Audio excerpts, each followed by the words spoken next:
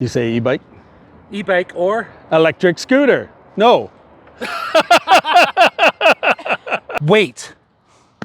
Weight is a consideration. Now, of course, with an electric scooter, they're pretty simple. You can just fold them up and carry them. And typically something like this, it's around 50 or 60 pounds, which, you know, it's not something you want to jog home with, but you can certainly carry it up a few stairs or throw it in the trunk of your car. Now, an e-bike, on the other hand, typically they're going to be in that 50 to 75 pound range. So it's a little bit more unruly. I personally happen to live in an apartment, so an electric scooter was an easier sort of sell for me. It was easier to get up and down the stairs. We don't have an elevator where we live, so that was super easy for me to carry up and down the stairs.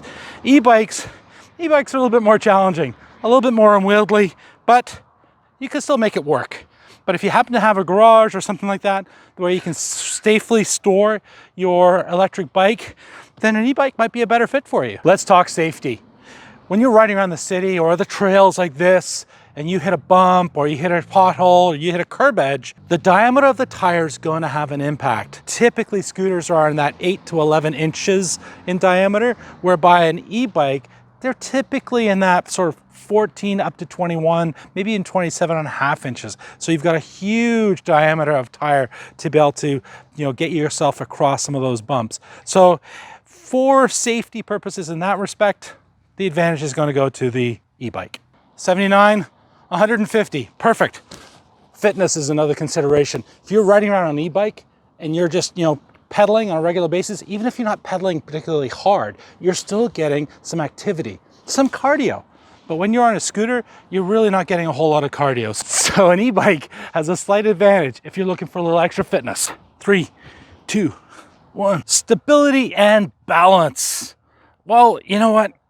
Who forgets how to ride an actual bicycle? But if Einstein can ride a bike, so can she. So with that in mind, you've also got one extra point of contact. You're like, point of contact? What are you talking about? What I'm talking about here is you've got your left hand, your right hand, your left foot, your right foot, and your butt. So that's 5 points of contact. That's going to help you with stability and a little bit of balance. So if you struggle with a little bit of stability and balance, then a little bit of advantage towards the e-bike. Here we are, 4 points of contact. Left, right, left, right. 4 points, that's it. But it sure does make it a little bit more fun. Well, it sure is fun. So that's the other aspect, right? Is that, when I ride around on my e-bike, I feel like I'm doing something to get something done. I have to go somewhere, I have to pick something up, I have to drop something off. When I'm on an electric scooter, typically, I'm going to go there and have a little fun. Maybe do a little bit of carving, a little bit of riding, a little bit of gliding.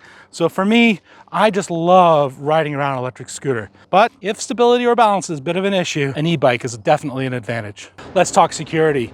I'm actually going to quote here from Dagwood Streets. He's actually quite a celebrity in the electric scooter space. And let me just share his thoughts. Tim nailed it. Again, don't worry about locks or keys with an electric scooter. Bring it into the store with you.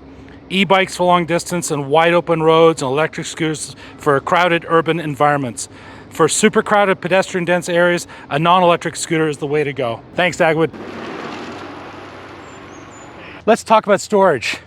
Obviously, if you're riding around an electric scooter, you don't have a lot of storage. You might be able to find a backpack. You might even be able to find something to sort of hang off the stem, or maybe a little something off here. Maybe you have a little hook on here like this.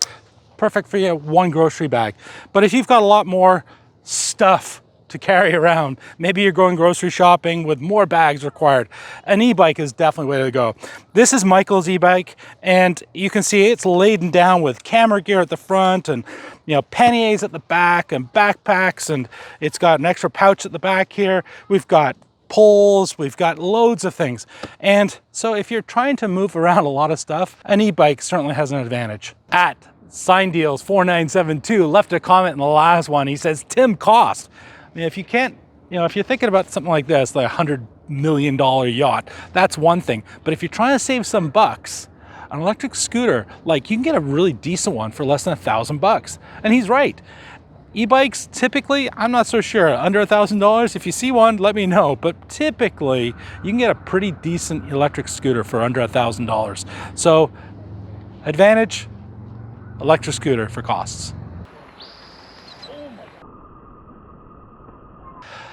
And if you happen to live in a wet climate like I do, Typically, e-bikes are better suited for foul weather. You'll find a lot of them will have mud guards, they'll have slightly better IP ratings.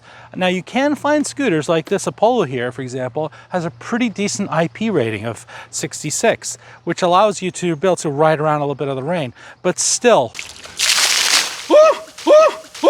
the stability, the tire size on an e-bike, it's gonna fare better in a really nasty wet day.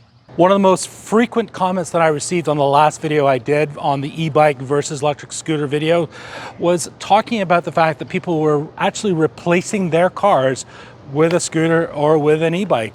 For some, it was just a better fit for them to be on an electric scooter. Like myself, when I first got into the micro electric mobility, this was a better option for me. But as distances grow, I've sort of leaned towards a little bit more often actually reaching for an e-bike. So the decision's really up to you, but what I would love to do now is hear from you. Write down in the comments, what did I miss? What are the biggest things that really impact your decision to get either an electric scooter or an e-bike? Leave your comments down below.